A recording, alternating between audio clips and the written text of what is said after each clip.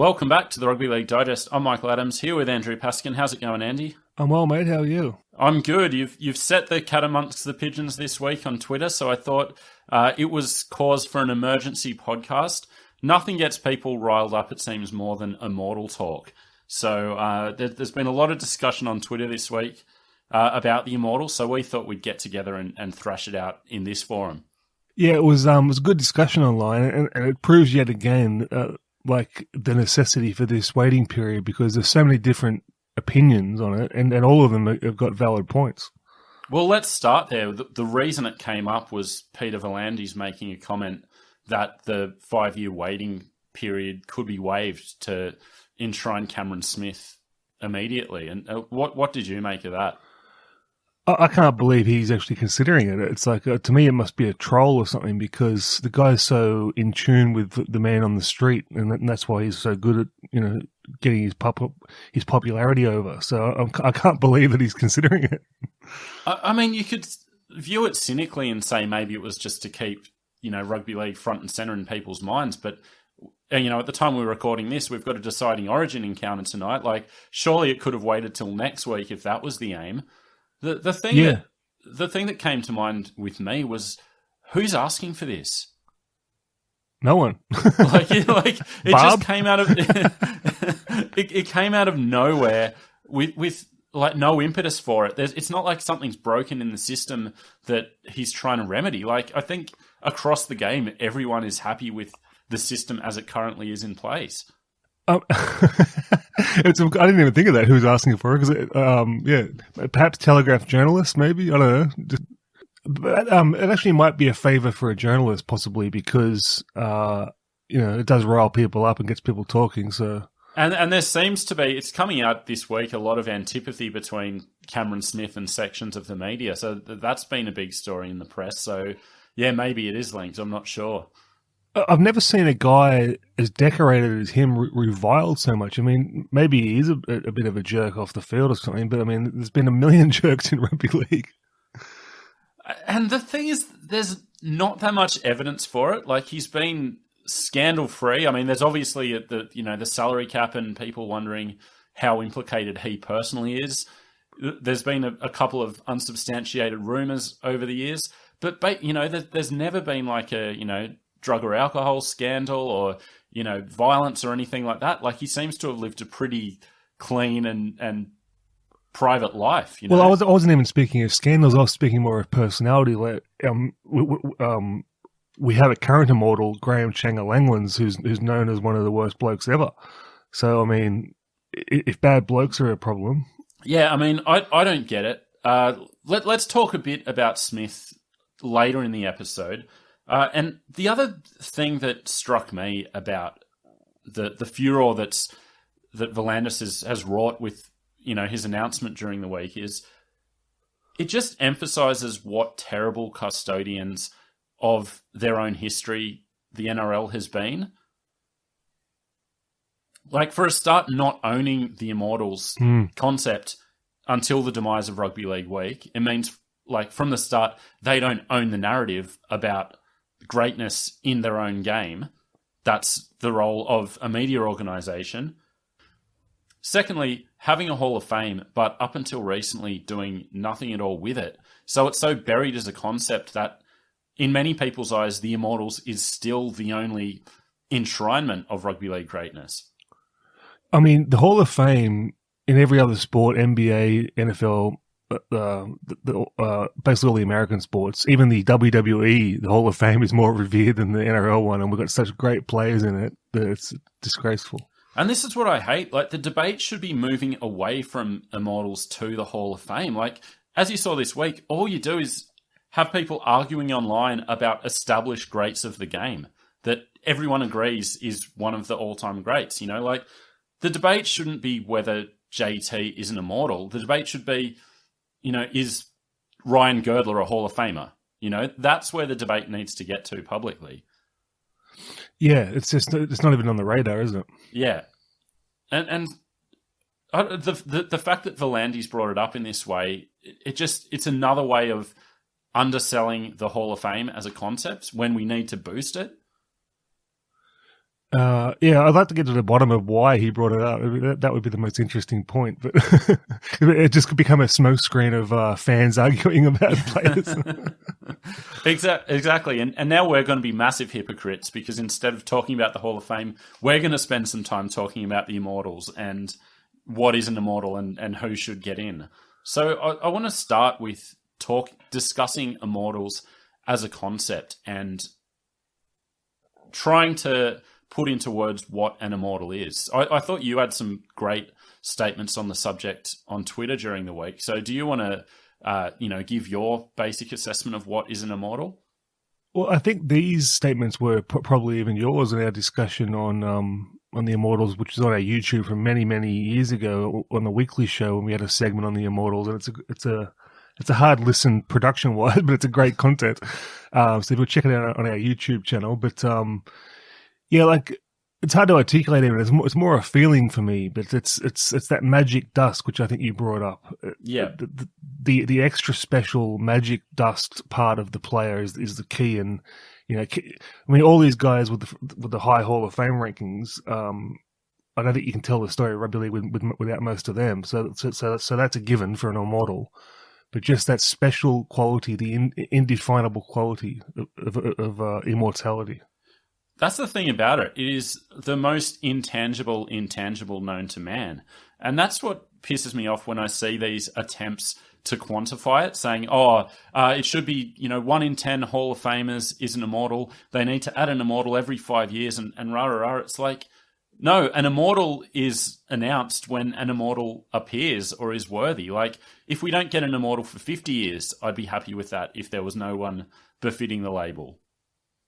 Do you think this last mass batch of older Immortals, which are well overdue, has caused that feeling a little bit? I think there's something to that. As much as I kind of agreed with the way they did it at the time to install 3 black and white Immortals at the same time, which I think that era was underrepresented. And as we'll get to a bit later, there's probably still a couple that should go in from that era. But installing 5 at once, when you add the 3 black and whites plus, well, I guess Proven's black and white too, but the 3 pre-war plus Proven and Meninga, that does, in a way, make it less special if 5 can get installed at the same time. Yeah, that's what I was thinking myself. But just as an aside, how do you feel about Meninga now, a few years down the track? Let's save that for a bit, because I want to talk about the 13 Immortals we've got and a breakdown of them that I've put together. Just I want to stay on this stardust factor. A big one that came up during the week is the Sterling v Kenny comparison. And I know you're a big Kenny booster. You had him, very, very, very short, just short of immortality. You had Sterling a bit lower. That got some pushback online, people saying Sterling was the better player and people arguing that Sterling should be an Immortal. This is the interesting thing. So, ball in hand, I don't think there's anyone who would rather see Sterling than Kenny. Yeah. But it's hard to argue that Sterling didn't have the better career, wasn't the more decorated player, and was probably the better player overall. Like, I think without Kenny, Parramatta probably still win 3 to 4 of those premierships. Without Sterling, I don't know how true that is.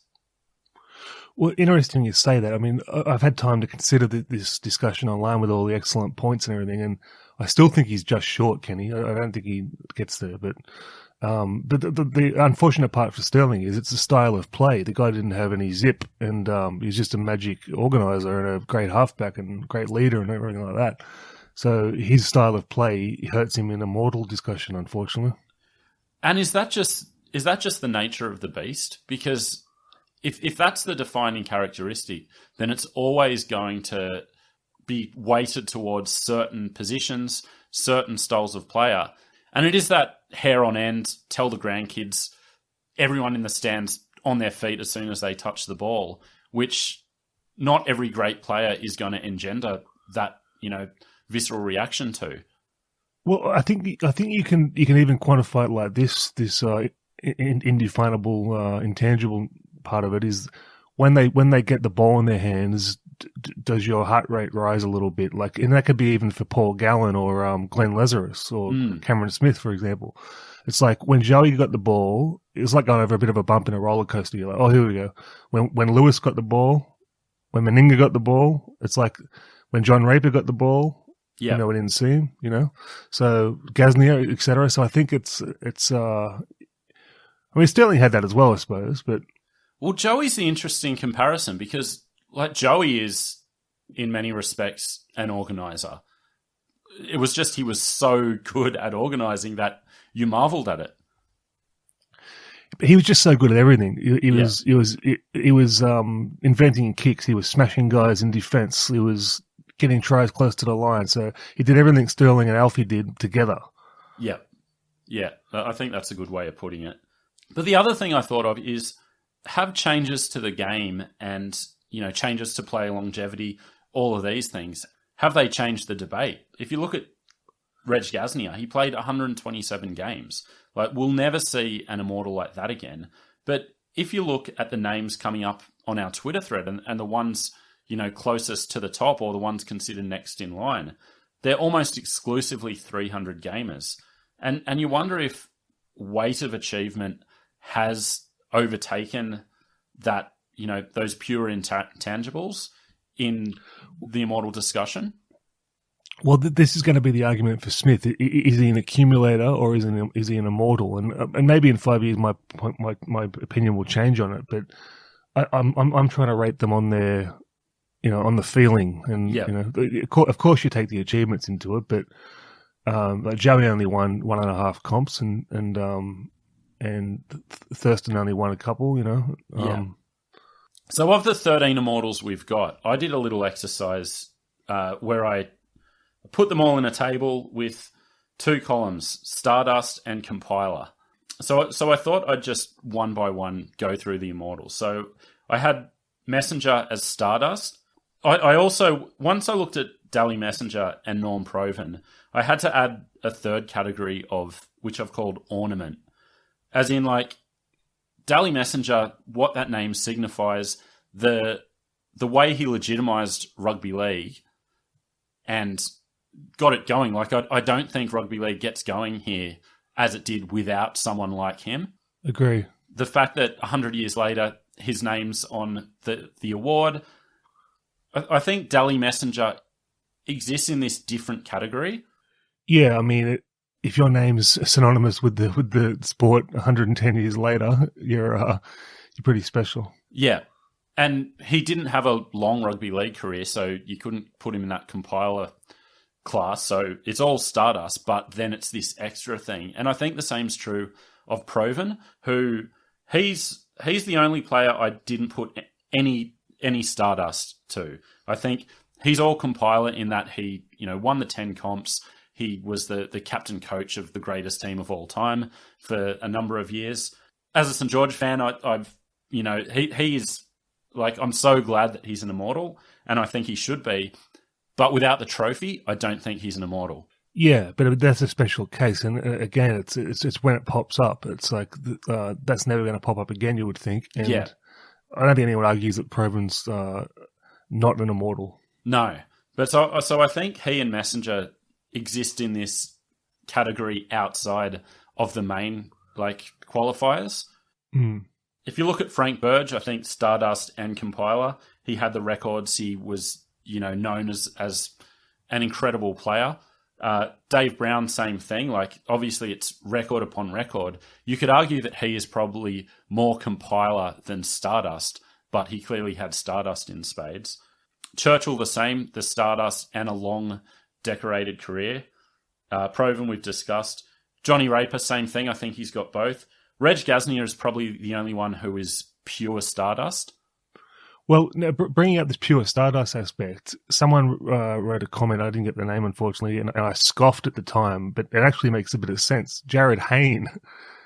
If you're talking about Stardust, this guy, he might have sprinkled it on the ground and spat on it, but he had Stardust in spades.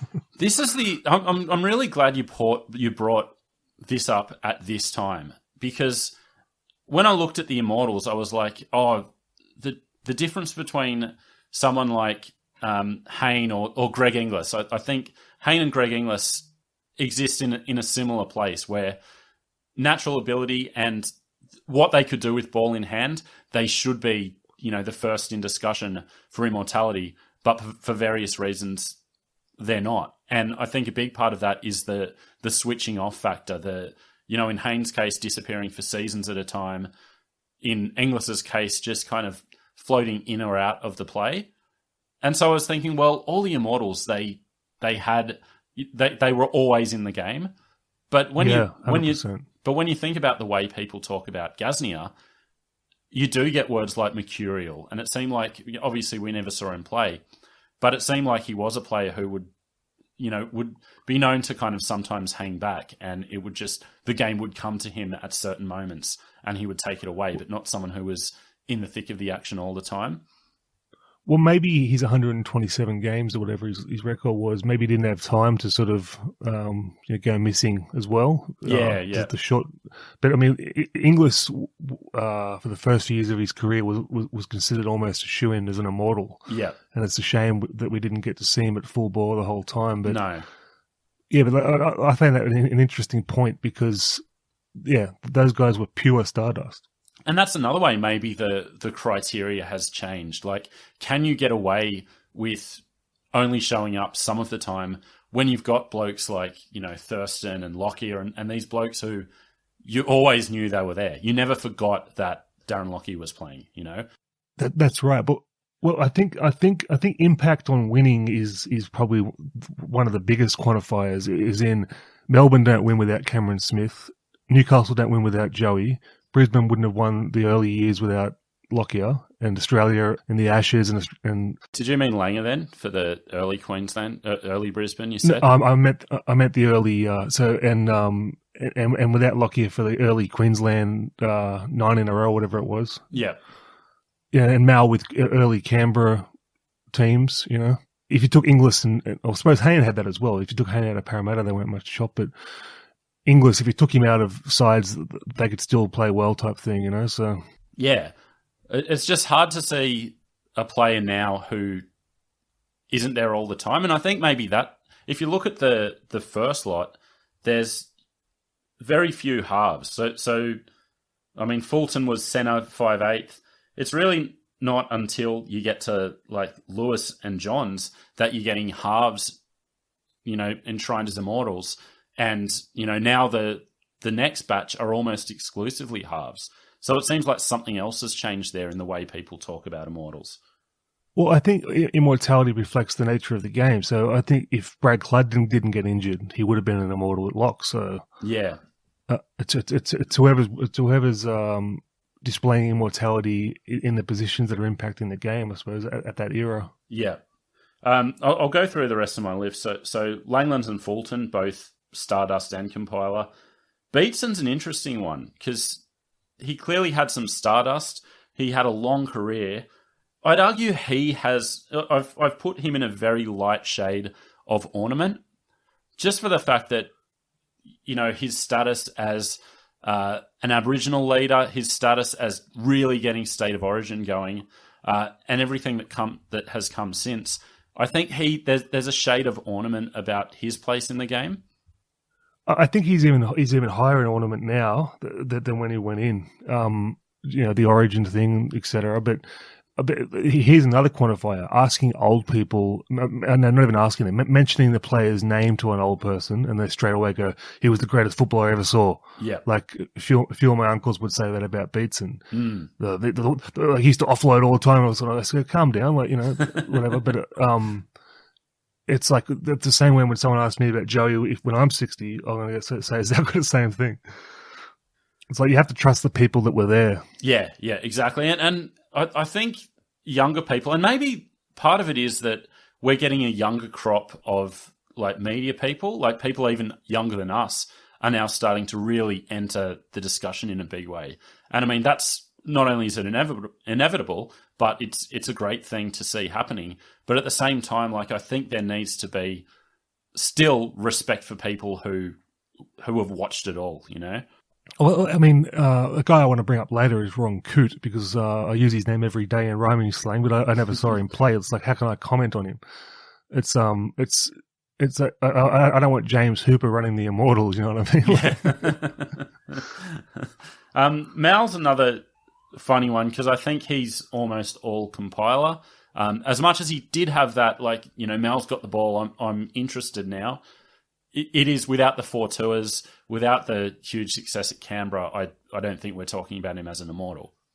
Yeah, well, I'm going to disagree on that because he had the magic story as well. He had the takes care of the Brisbane comp. He's a king up there. Starts off Origin with the 7 from 7 or whatever it was.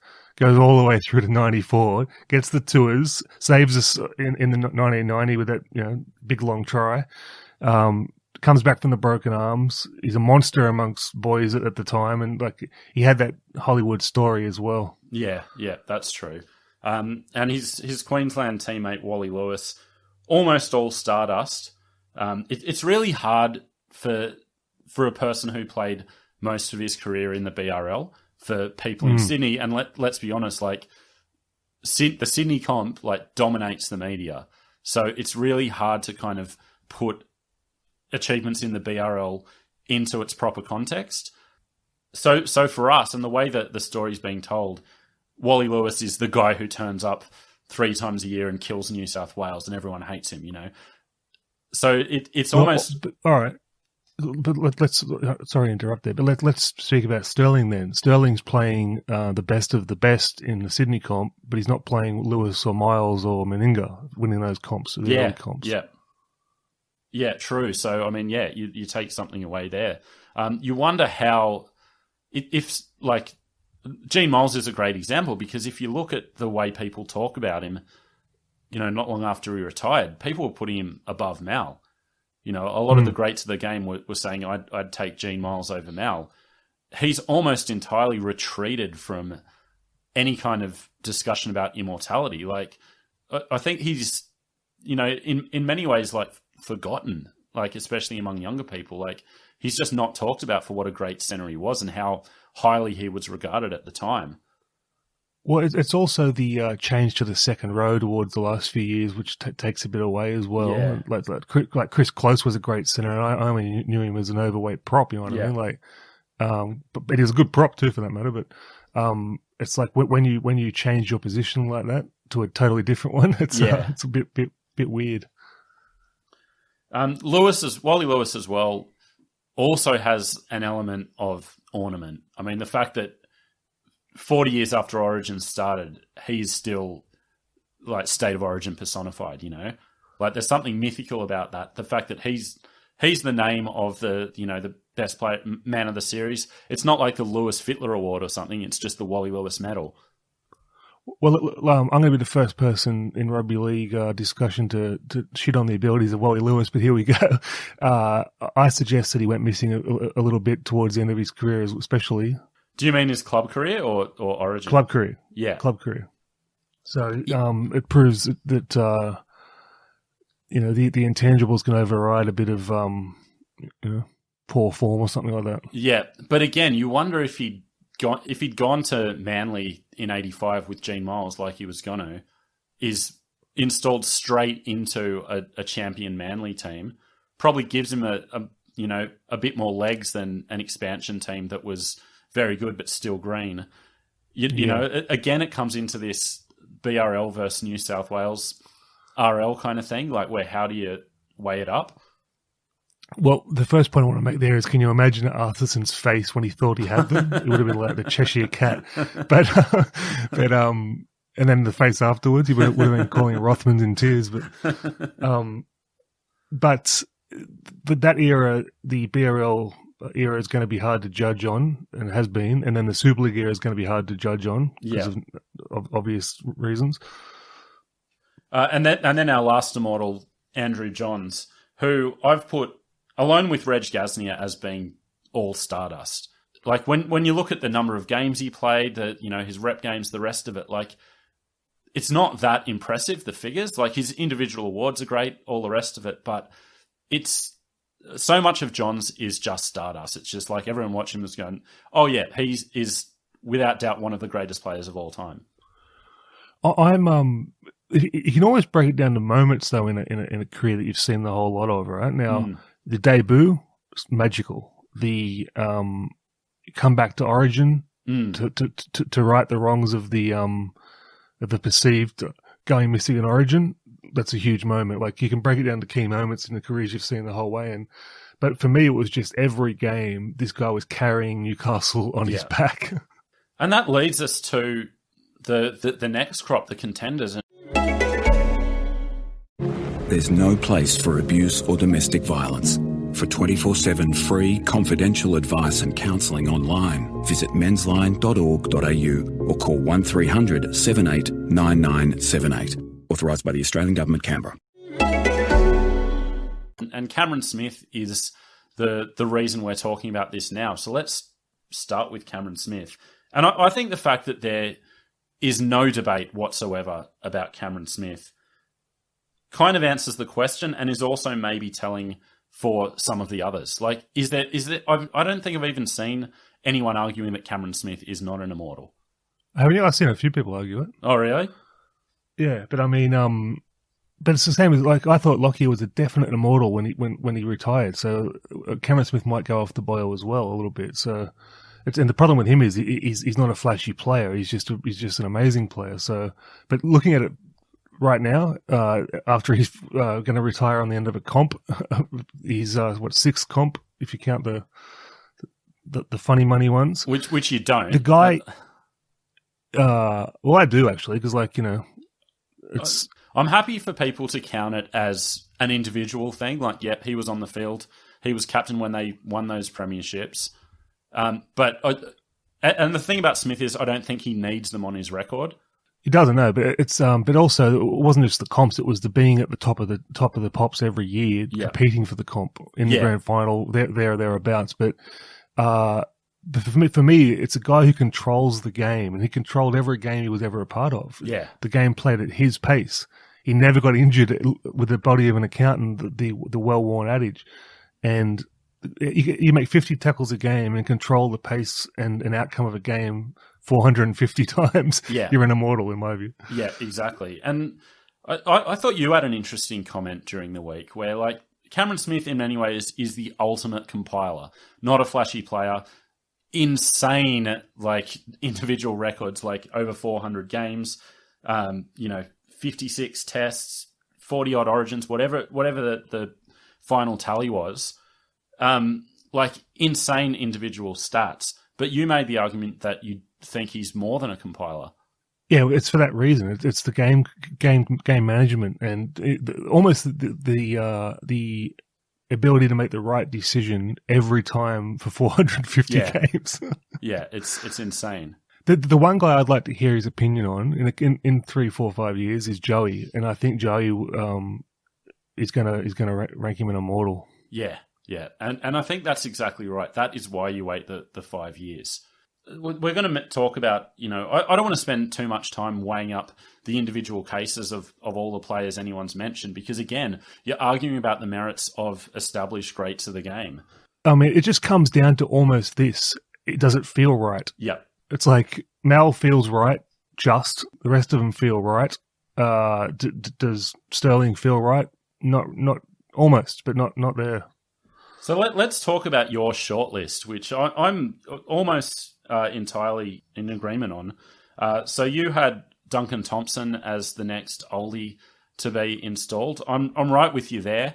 I think friend of the show Andrew Ferguson said it online during the week that the fact that he was still considered the best halfback to have played the game 70 years after he finished playing, like, I mean, what more evidence do you want? Yeah. The Downs Fox, in the top 5 nicknames of all time, in my opinion. Yeah. I mean, it shouldn't come into it, but playing your whole career with a bullet sustained during the First World War, I mean, it's a compelling narrative, Yeah. And it's probably one of those ones that could have been removed. He's like, no, I've got to go to work, But But let's bring up another name. I think Andrew Ferguson brought up the name Pony Holloway, which I don't know too much about except for what you've taught me. But Brian Bevan's got to be considered. The funny thing about Bevan is, yes, he does, because that is an insane, unbelievable, individual record, and anyone who saw him play was like, he was the ugliest person I've ever seen. I don't know why. He was so good, but no one could touch him. Wasn't he described as bandaged up like an old draft horse or something?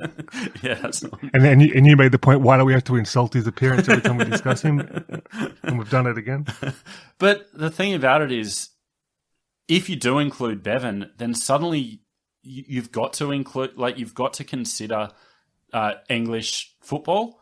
And I just think it's already such a can of worms. It's already so hard to weigh up these careers, that how do you do that? Well, you aren't going to get an immortal from current English football. We aren't going to put Robbie Paul in the thing. Great player over there, but it was a weaker comp. But back then, he was playing in a stronger comp almost. Yeah, but how do you quantify that? How do you say, right, Bevan is a special case, we're including them, but we don't want to hear your arguments about Billy Boston, whoever you want to name? No. I mean, sure, we'll hear them, but I mean. Yeah, but no one's going to be putting forward current players from Super League. You wouldn't think. Yeah, I mean, but then you've got Ellery. So, do you count Ellery? Yeah, well, that's across both. But that's what I'm saying. His Australian career, as mythical as it was, isn't anywhere near the standard needed to get him to that level. Obviously, he's considered, if not the greatest English player, one of the very top handful of English players of all time. But I just think if you include Bevan, then you've got to have that discussion about Hanley, and you've got to have a discussion about all these other blokes that, I think it just needs to be kept separate.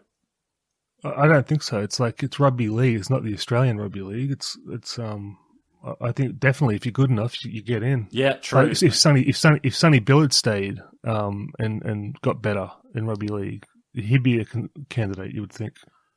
But he would have done that by playing most of his career in the Australian League. Yeah, but I mean, I think judging on the old, who was that guy that Rex Mossop you thought was the hardest? Vince? Oh, Corralius. Yeah, so there's a guy that was worthy of the best player in the world in the 50s. Yeah. So in that era, 40s, 50s, 60s, whatever it was, even the 70s. And then you got that. The French fullback as well was considered stardust personified. Yeah, exactly. You make a good point. And when international football was at a high point, maybe that's something we can, bring into the equation. So I'm at least consider them. Yeah. The only other kind of post-war or black and white era player I want to talk about is Harold Horder, who was all stardust, had that reputation, considered the best outside back for decades after he finished playing. I think he and Thompson should go in. I can understand the argument for Bevan. That's kind of where I'd leave it in terms of the pre-war era. Well, let me ask you, why didn't Hordy go in this first lot? He's almost an ornament stage himself. Yeah, it's funny. I don't know. I thought he should have. So I can't answer that. It was more like that. I think they just said they want 3, and so 3 was the number. That's the way I read it. But perhaps that Thompson and Horder will go in next. Except at the last Immortals induction, Greenberg seemed to suggest that this was shutting the book on that era.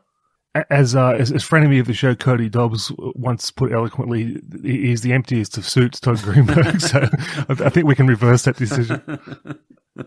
Let's get to the rest of your shortlist. So you had Cameron Smith as the next, current player to be installed. Obviously, after the 5-year waiting period, that was basically where you made the cutoff. So you keep Lockyer short, Thurston short, Fittler, Sterlo, Alf. So why do you restrict it just to Cameron Smith?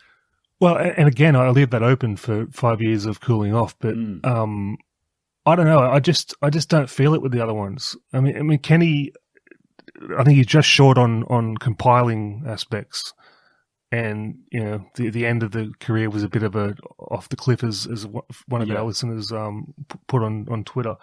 But I mean, watching that '85 game, Challenge Cup game, and then the classic highlights. It's just hard to forget him. He's just so good, but I just think he's just doesn't feel right putting him in the same company as the. We aren't talking about the best of the best. We're talking about the best of the best of the best. Yeah, exactly. But I think that shows that maybe the parameters have changed, because you need to have some element of compilation. Like, you can't be all Stardust now.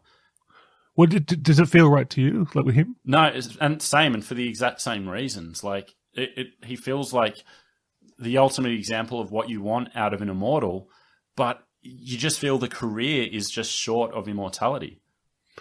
Yeah. It's so weird that we're just going on gut feeling, but that's how you got to do it, I think. Yeah, exactly. I think you make a good point that Lockyer was considered a shoo-in when he retired, and now the debate has called. And that's not you saying he's definitely not an immortal, but just acknowledging that the debate has changed, and now what was considered a certainty isn't clear in everyone's minds. I can still remember him being... He's just like MacGyver, getting teams out of like series losses like regularly. Carrying Brisbane, and the change from fullback to 5'8" to become the best in both positions, and the class was just there, and I still remember that. I can still feel it, but I don't know. There's something about he's almost at Mal's level. I think Mal's probably the bottom of the Immortals list. I think he's almost at Mal's level, but not quite. It's so funny because the way I think about him is just clinical, absolutely clinical, always put the ball in the right place, could just kill you. I'm talking about as a New South Wales fan, could just kill you time and time again, just effortlessly. Like he never seemed to break a sweat. But, as everyone listening to this will know, I'm deep in the weeds with late 90s research at the moment, and just hearing about the way they're talking about young Lockyer, like breakout year in 97, and he was considered like the ultimate excitement machine. Yeah. And his game changed when he moved to 5'8", but he certainly had any definition of X factor you could name. But let's not forget he was such a spindly little thing when he debuted at fullback too. It was like 78 kilos or something like that. Yeah. My feelings on Lockyer is he feels just short to me, but if he goes in, I'm like happy with that. Yeah, I'm not going to go protest in the streets if Lockyer becomes an immortal, but it just doesn't feel there. Yeah. Do you reckon his commentary impacted that? Well, I don't know, because it usually goes the other way. If you look at Brad Fittler, the day he retired, I don't think anyone was talking about him as being an immortal. I mean, I certainly didn't think he was anywhere near it, but the call has just got louder and louder and louder. And this maybe has something to do with what I'm saying about the young crop of journalists coming through. Maybe people who, remember him more from his East days than his Panthers days. It seems like he has grown in estimation in terms of an immortal candidate. And I think that has something to do with him being so present in the press and now New South Wales coach. I think like it's out of sight, out of mind. Yeah, but in the inverse, I've come to appreciate Gene Miles a lot more after he retired. So it's like, but you're kind of in the minority, because I don't think his public estimation has grown in the way Brad Fittler's has. True. But I mean, if you look at Fittler's career, he ticks all the boxes, and the way he moved from centre to a game managing 5'8" was magical. But he really was, this is a horrible thing to say, but a bit of a one-trick pony. Like the step was the key to it, and the best step of all time probably. But if I think of him, I just think of him close to the line with that step and, decent kicking game and decent leadership. That's all I think about. But I also think he became like a brilliant organizer in the back end of his career, like at the Roosters. He did. So I think there's some versatility there. I prefer, and this goes again to the intangible kind of element of the Immortals. I much prefer the kind of like the running Fittler of the earlier years, the kind of like, the stepping, the rest of it than the kind of the grand old man of the Roosters years. Yeah. He's got the storybook debut. He's got the young man in the brilliant Blues Origin teams. He's got all the ticks, but I think he's fairly short. Yeah, I do as well. But yeah, that's just what I was saying. The fact that I think that was the universal thought when he retired, and now 15 years on, he's very close to the top of the list. The way people talk about it. Yeah, not for me, but agreed. Thurston is a really funny one because I remember when he was playing, there were calls to enshrine him as an immortal before he even retired. This was on his, the year-long farewell tour of 2018, and I don't think that was discussed at any serious level, but the fact that the calls were being made just tells you the way he was instantly enshrined. And then in only 2 years, that has started to cool a bit. But you can't, you can't underestimate the knee-jerk reaction of rugby league people. Yeah. I mean, it's ingrained. You can't escape it. But I think he's gone way off the boil in my view in discussions. But looking back at his career, I don't see him at the same level as Joey. I just don't. I think he had too many really bad Cowboys seasons, and I don't mean him personally. I mean the team. And he could argue that the team around him wasn't good enough, and there's probably a lot of truth to that. But it still kind of diminishes him a bit when you see him the Cowboys finishing last or second last, and he's there every week, arguing at the ref and being all frustrated about it. That does kind of take away something from him. Is there something about finishing your career strong? Like Kenny started strong, middle strong, off the cliff. Yeah. And then Thurston started, built up for through the middle of quite a few years, and then finished as a grand old controller of the game. It's and you sort of remember that part of it. But Joey was Joey from literally the debut. Yeah. Do you think the Cowboys making the grand final without him, with a pretty ordinary team in 2017, kind of counts against him? Yeah, it shouldn't though, but it does. Yeah. It's that was sort of a miracle sort of thing, but he was sort of, he built that team as well. Yeah. It's a shame for him, but yeah, I think it does count against him, but I don't think it's his fault. See, to me, he's probably the closest. I'd put him closer than Lockyer even. And would you? I would, yeah. I'd put Lockyer closer than him. Because Lockyer got it done more. Yeah, that's very true. They're all part of the big Queensland run, and Thurston and Lockyer, but Cameron Smith was there the whole time. Yeah, and without Cameron Smith, I don't think that run happens. But they're playing on playing behind a good pack, so to speak. So yeah. I don't think that should count for as much. But the last person I want to talk about is one who came up again and again during the week in the debate, which is Alan Langer, who I think is a fair way short. I'd put him maybe slightly above Fittler, but in that same kind of group, a fair way short. But I do think he's been kind of left out of the discussion in Origin terms in particular, where it seemed it's gone from Wally to, the Lockyer and Thurston and Smith eras, where Alfie dominated the 90s. I think it's unfair to the maximum, and this is coming from a Sticky fan. I put him above Thurston. Yeah, right. It's he's decorated beyond all belief. 87, coming in as a child, with a child's body and doing that at Origin, and then the Broncos, and then changing eras with the Broncos, and then coming back from England to win Origin. All this sort of stuff. Yeah, and doing it with the body of Alf from the TV show Alf. What I think it actually hurt him, Mick, is the training. Yeah, I think it's sort of. I was going to bring that up. He's too present, but not in a way that lends itself to gravitas. The fact that you see him running water every week during the season, it just seems to normalize him. I really respect that he does that, by the way, because he just does what he loves, and that's the key to life, isn't it? Yeah, he's the happiest man alive. Yeah, exactly. So, I've always said he's the inverse Mary.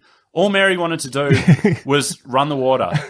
He was perfectly happy living that life. Fell ass backwards into being the longest serving Dragons coach, and is now probably miserable. He just should have done the Alf. I mean, I saw all of Alf's career pretty much. Bit young, but still saw it, and he had a few problems in his game. He wasn't the best organizer. Too much jinking. At the start, a lot of jinking. But he invented the short kick almost. Or at least redesigned the short kick. That's something to consider in immortality debate. And again, it kind of proves the point where we're like arguing these semantics about people everyone knows are great players. Like there just seems something self-defeating about the exercise. It's actually obnoxious because we're talking about the faults of the top echelon of the Hall of Fame, the hardest sport in the world. Yeah, exactly. And I know we've just spent an hour doing it, but going forward, I want the debate to be Jason Stevens, Hall of Famer or not, name any of these fringe players that were very good to great, why are we arguing about all-time players? Can I bring one more into the debate? Yeah. It came up on the Twitter quite a fair bit from our older listeners, and they were adamant. Ron Coote, adamant they were. So, I mean, I never saw him play, obviously, but I've heard the old guys talk about him like he was just short of John Raper. Well, that's the thing, and I think that that is what elevates him, but it's also what harms his case. Because I think when he came along, he just had that next Raper tag put on him, and in all respects lived up to it, became one of the greats of the game, but was kind of this is just, obviously I didn't see him, so I'm just going off the perception, was not quite as good as Raper. And then so now when people like us are trying to make a case, you have to go okay, well, yeah, he was a great player by all reports, but if he wasn't quite as good as this bloke, why is he going on the same level as him? Yeah, it's a bit of a shame then, isn't it? Because I mean, so what was Ron Coote's style of play then? Well, that's the thing. It's just he's more talked about for the cover defense, which Raper gets talked about a lot, but Raper always gets talked about as this all-round genius. Just putting blokes through holes and just a relentless competitive drive, and then obviously the brilliant defense. Whereas I don't think Coote had that same reputation for just all-round genius. Right. It's interesting. There's at least 3 or 4 listeners that chimed in on Twitter with that, so I thought it was well worth a discussion at least. Yeah. I mean, I wonder if his rhyming slang edition has kept him in the minds of people. I think it has. Yeah, I think it's what this discussion has shown is that there are all these factors outside of pure footballing talent that can help or hinder your case. Well, in that case, we should be discussing Stan Jerd. Anyway, this was just an impromptu chance to get all of this off our chest. Do you have anything else to say about the Immortals? No, except I really love talking about it. I love the online discussion, and I love the this discussion. It's just such a interesting topic. It all comes down to fairy dust, and we've just wasted our time again for an hour. Exactly. And I'm sure there'll once again be a lot of strong reaction to what we've talked about. So by all means, tell us why we're wrong. Facebook, Twitter, email, you know the drill. Just as we finish, I want to give everyone an update about what we have got going on. So this will be the last time you hear from us in 2020. I delivered to your inbox yesterday, Andy, the first research dossier for Season 2 of the Super League War. So we're going really hard at it. It's coming along so nicely. I'm really pumped for the next season. But the rest of this year will be devoted to getting that ready. Yes, I'm very happy. I received the diplomatic pouch, and unfortunately I need a quantum computer to open up the size of this file, but we'll see how we go. And this is one of the thinner ones you'll get over the course of the next couple of months. So be ready. Guys, I can't tell you. I've seen the research as it was being compiled, and you will not believe this season's going to exceed season 1. It's incredible stories. We've got some really great stuff coming in season 2. So thank you for all your support over the last couple of years. So we will be back mid-January with the first chapter of season 2 of the Super League War. So from me, I just want to thank you all again and have a good rest of 2020. And thank you, mate, again for providing us with all this great info. And listeners out there, please introduce your friends and family you think might like it, whether it's YouTube or the podcast. Our community is growing every week still, and we have the coolest discussions about football, which we all love. Yeah, exactly. So thank you, Andy, and we will speak to you next year. Cheers.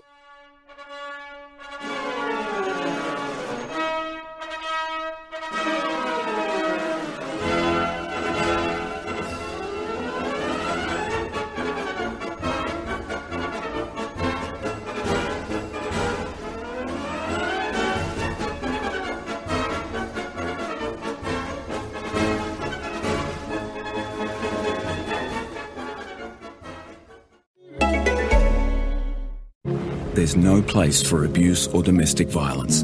For 24/7 free, confidential advice and counselling online, visit mensline.org.au or call 1300 78 9978. Authorised by the Australian Government, Canberra.